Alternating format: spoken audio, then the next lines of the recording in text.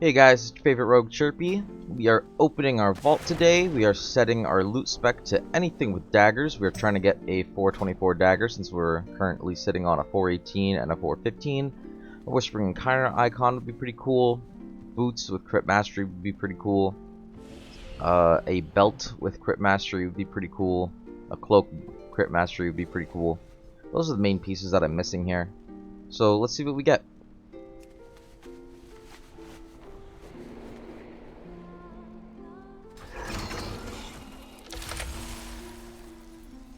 Hey, we got the dagger.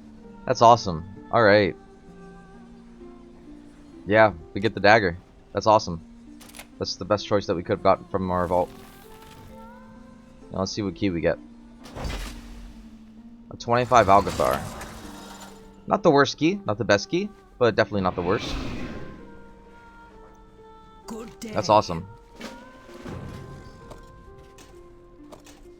Damn, that's a big upgrade. 6 item level upgrade on our weapon. And then we got a 3 item level upgrade for our offhand because we take off our 415. This is huge. Very cool. A lot of you guys aren't subscribed. Really appreciate it. Take 2 seconds to subscribe to that. I know a lot of you guys like watching my videos. It really goes a long way for me and it's free for you. Thanks, and let's get on to the Mythiplex tier list for the week. Alright, so let's check out our weekly affixes. We have Bursting, Grievous, Tyranical, Thundering. So let's go over to our tier list maker here. Let's start with, of course, Shadow Moon Burial Grounds. Very low risk, very simple key, not a lot of mechanic bloat, and the Tyranical bosses don't really affect Grievous too badly. The only boss where you're constantly taking damage is first boss, which is a pretty big heal check, and the last boss if the daggers that fall from the sky are placed very close to the rest of your team. Then Grievous could have a pretty negative effect there, but overall it's not too bad. I'm going to put Court of Stars right up there in S. The only boss that people really die to ever in Court of Stars is the second boss. So this week you want to make sure you have Lust. You want to make sure that you have crowd control rotating on the imp packs to make sure that they don't get a cast off, because chances are one of those fireballs hits one of your teammate with Grievous and the AoE pulsing damage throughout the fight. That can most likely be somebody's death. Next up, I'm going to go into Naku Defensive, and I'm going to put this one in the C+ tier. We'll put it in B for now. The reason for this is the Raging Tempest does a massive amount of damage that could prove potentially fatal with Grievous as well, and the fact that it's Tyranical, so that Raging Tempest boss is going to be hitting even harder during the electrical storms. Very important to use defensive during that. Help out your healer as much as possible.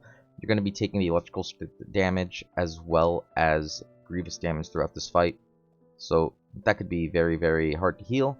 And on last boss during the intermission, Naku Defensive could have some pretty hard fights there. For Halls of Valor, I'm also going to put this in B tier, and the reason for that is just the Eye of the Storm boss, really. The Eye of the Storm already does an insane amount of damage, even on Fortified. So if you're on a high enough key level on Tyrannical, the Eye of the Storm is going to hit you for a massive amount of damage. Plus the Grievous on top of it could, again, prove pretty fatal for your team. Algathar Academy, I'm going to put into C tier. And I'm putting it in C tier because there is a large amount of mobs in there, so you're dealing with bursting. A good way to deal with bursting as a rogue is we can cloak off the stacks. But remember, if you're using the Storm Eater's boon, you might need your cloak for your boon to stay alive if you position poorly, or if the mobs reposition in a way that you need to use your cloak to live. So you can't necessarily rely on that for bursting stacks.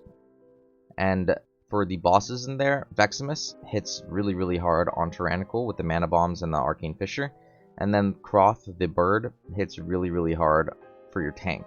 So most of the time that I see Algathar fail, it's usually on the bird boss to not getting through the fight fast enough, and you run out of cooldowns to keep your tank alive. Azure Vault, I'm going to put in C tier as well. Every single one of these fights in here has a pretty decent amount of damage. The first boss is probably the easiest boss, and probably also the most well-designed boss in Azure Vault. The only real damage that you have to deal with in this fight and have a defensive for is the consuming stomp that he does after you explode all the trees. So make sure you have a defensive for that, and you should be fine. Ruby Life Pools. This, I think, is a B+ dungeon, but closer to B tier. And the reason for that is Tyranical is still pretty hard on Ruby Life Pools. The first boss isn't too bad, you just need to make sure you have a defensive for the Chill Storms. Second boss, not too bad, you just want to make sure you have a defensive for the Inferno casts. On your tank, it's harder with bleed that the boss does to your tank. And last boss, the Flame Spit, so you need to make sure you have something for the Flame Spits as well. So if you get targeted in phase 1 with the Flame Spit, you can't really use your cloak.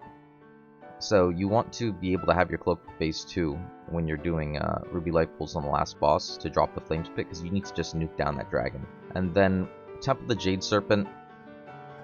Depending on your composition, this could be an easier key, like if you're running a Shadow Priest and a Warlock. You need to also make sure you have a D-Curse in here as well.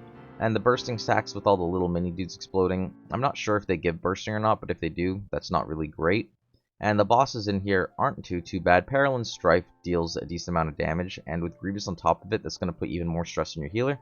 And the last boss, of course, as you guys know, that last boss deals a pretty decent amount of damage as well during all phases of the fight. So I would put this in a C plus B tier. Basically, our ways for dealing with bursting is to use Cloak. You could also mitigate some of the damage by speccing into Elusiveness right here. So if you spec into Elusiveness and you use your Evasion or your Feint, you will be able to mitigate some of the damage that the bursting stacks does to you, but then you lose cheat death for it. So, you know, it's a balancing act. If you feel like your healer can't keep you up during bursting, or you can't control your DPS during bursting to stop the stacks from rolling, Elusiveness makes a decent option as well to help you deal with the damage that the bursting does. But ideally what you want to do is stagger the deaths of the mobs that give you the bursting debuff, so that way you don't get like over 4 or 5 stacks, whatever your healer can handle. If you get above 4 or 5 stacks, chances are you probably have to use a health potion or your cloak, or a health stone if you're running with a warlock in order to stay alive there. Help out your healer as much as possible. Your healer has a lot of damage to heal up already, and add bursting on top of that, and you're putting even more stress onto them. Unless you're playing with the priest, in which case they can mass dispel the bursting whenever the packs are dying, to make sure that things don't roll too hard. Just a quick video for you guys today. I hope everyone has really good luck on their vaults. Let me know what you guys got down in the comments, and I will see you guys later. Make sure to check into the stream at twitch.tv/trophytv. We'll be streaming Raid, we'll be streaming M+ content, and we also do our 0 to Hero streams either on Sundays or Mondays. So be sure to check that out. Thanks for watching, I'll see you guys next time.